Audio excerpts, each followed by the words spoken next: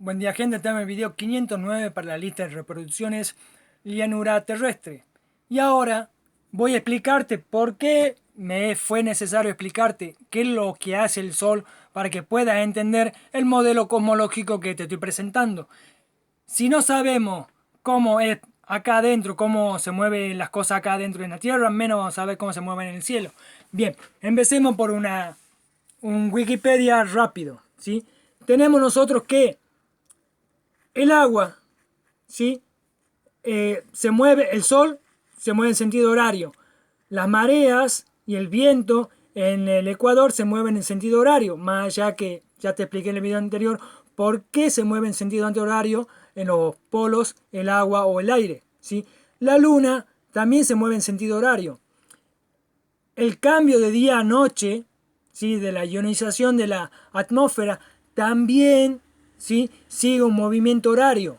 Y si vamos mucho más allá a los planetas también tienen un movimiento horario, más allá que retrograden algunos, tienen un movimiento horario. Y las constelaciones, según nos dicen ellos, lo de la NASA, también tiene un sentido horario. Y Polaris también tiene un movimiento de sentido horario, aunque sea en peonza o movimiento medio raro, ¿sí?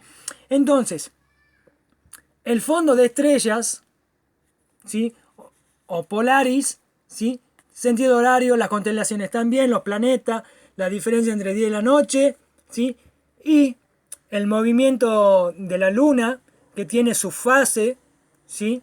También en sentido horario las fases, y la subida del sol y la bajada del sol también en sentido horario, los vientos también son sentido horario, y las mareas. Bien, ahora vamos a hacer un ejercicio práctico. Yo acá tengo una gran botella donde pongo diferentes fluidos. Tengo agua abajo, aceite, aire, que es una mezcla de gases, hidrógeno 2, oxígeno 2, helio e hidrógeno. Se supone que también el hidrógeno, para que sea gas, tiene que estar en molecular, bimolecular. Bien. El modelo cosmológico nos dicen que el Sol está más cerca, la Luna está mucho más cerca, luego están los planetas, están muy lejos, las constelaciones muchísimo, muy lejos y seguimos así. Entonces, por longitud, digamos, por lo que está más alto en el cielo, yo acá, ¿sí? En el agua, que voy a usar como motor, ¿sí? Para representar el Sol, en este fluido que es el aceite, ¿sí? Lo voy a representar a la órbita del Sol. Este fluido que es el aire voy a representar la órbita de la Luna, la órbita de los planetas, la órbita de las constelaciones, la órbita de las estrellas o del fondo de estrella y la órbita de Polaris, el último, ¿sí?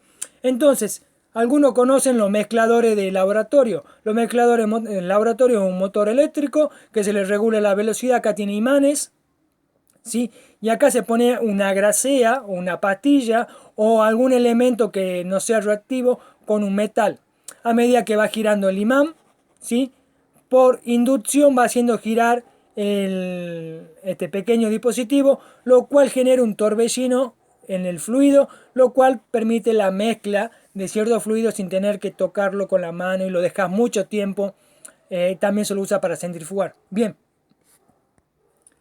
Con este ejercicio te voy a tratar de explicar la dinámica del fluido y la velocidad de arrastre. Bien, entonces yo acá en el agua tengo mi motor, ¿sí? Que vendría a ser una representación de los campos electromagnéticos que mueven el Sol, ¿sí?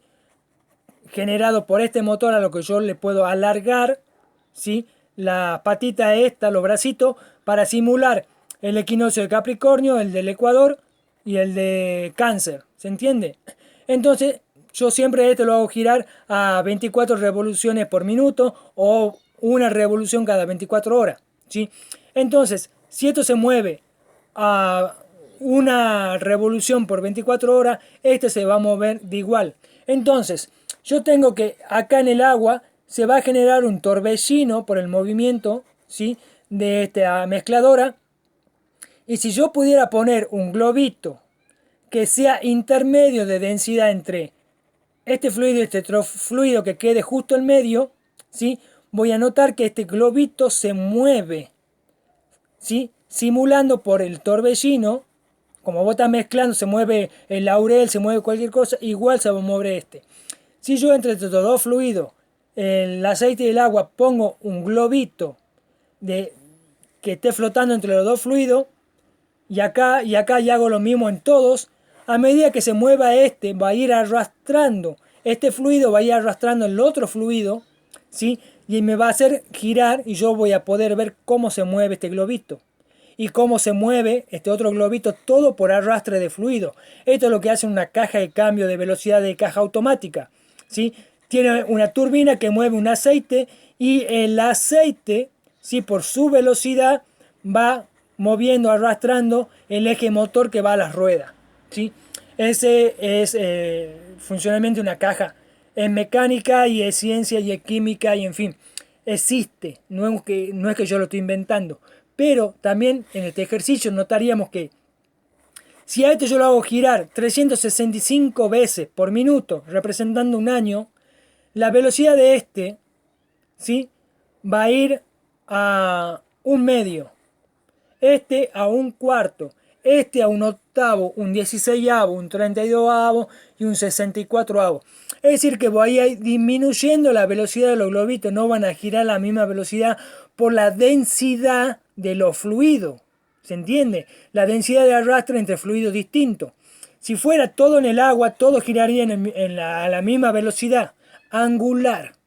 Velocidad de arco no, velocidad angular. ¿Sí?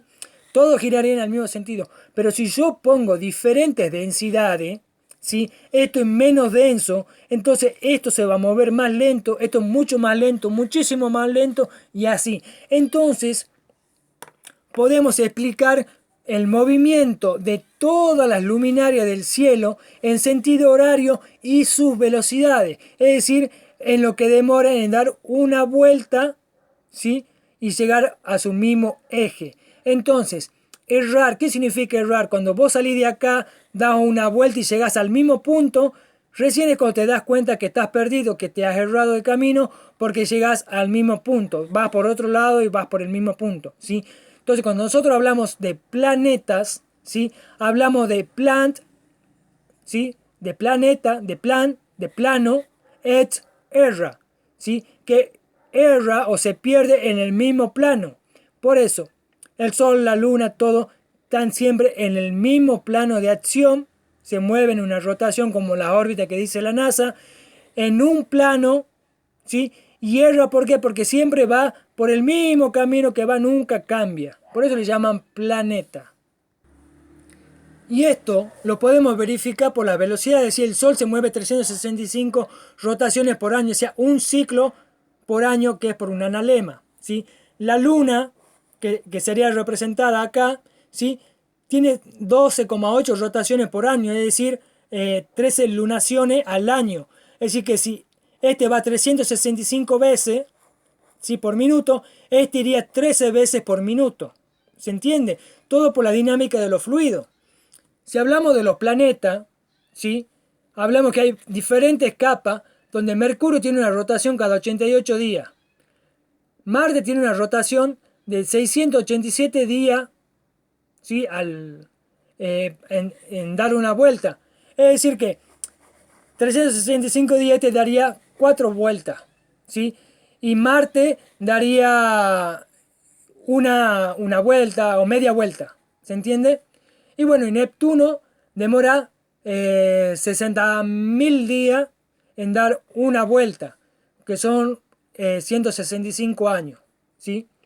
Este daría 165 vueltas y este recién, Neptuno daría una vuelta. Y la Vía Láctea, digamos, la estrella, dan una rotación cada 225 a 250 millones de años, según la NASA, ¿sí? Es decir, que el fluido en el que están es mucho menos denso. Y la estrella Polaris, con su movimiento de Pionza, ¿sí? Genera un círculo, ¿sí? 360 grados cada 27.776 años. Eso es lo que nos dice la ciencia astronómica, que nos dice la NASA. Entonces, con este ejemplo de dinámica de fluido, yo te puedo dar, ¿sí? Un ejemplo de por qué, ¿sí? Justificando por qué las velocidades de los diferentes astros, ¿sí? Aunque su órbita sea más grande o más chica, eso ya lo voy a ver en un próximo video, ¿sí? Y te estoy dando un motivo. el arrastre entre fluidos distintos, nos da la velocidad, ¿sí? Y fluido menos denso, ¿sí? Al ser más gaseoso, mueven menos, tienen menor densidad para el arrastre. Entonces, yo comencé a hablar del Sol, ¿sí? Para llegar a este ejemplo, ¿sí? De que no hay un motor en nuestra Tierra que lo haga mover el Sol. Se mueve por capacitancia y demás, que ya voy a hablar más, ya voy a terminar de hablar del Sol, ¿sí? Entonces, si yo hago, ¿sí? Esta es una olla, le meto la cuchara y lo hago girar, ¿sí? Si yo tengo acá una hoja de laurel, va a girar a una velocidad. A medida que vaya disminuyendo la velocidad del remolino del primer empuje, esta que se iba yendo, ¿sí? Por fuerza centrífuga, a medida que baja la velocidad, va cayendo y se va estabilizando el fluido. Cuando vos haces un remolino, ves que acá baja y se sube hacia los costados. Y el agua golpea acá los bordes, viene por abajo y retroalimenta el agua, ¿sí? Tiene una velocidad, ingresa con otra velocidad menor, ¿sí?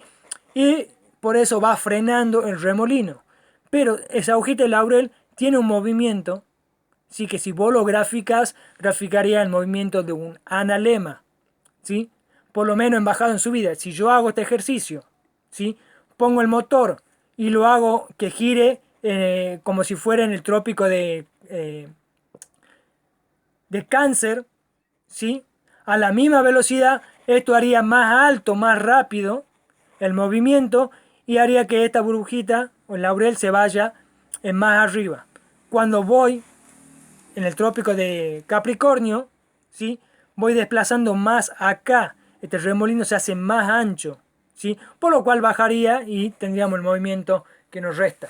Entonces, todo en este mundo está basado en el triángulo del volumen, directamente proporcional a la presión, inversamente proporcional a la temperatura. Pero, ¿cómo se dan los eclipses? ¿Por qué titilan las estrellas? ¿Sí? Bien, ¿por qué retrogradan los planetas? Este mismo ejemplo, el cambio de velocidad de los fluidos, ¿sí? Acá tenemos el remolino que generamos, ¿sí? Cuando cambia la velocidad, este se va más al centro o más hacia afuera. Entonces, si nosotros graficamos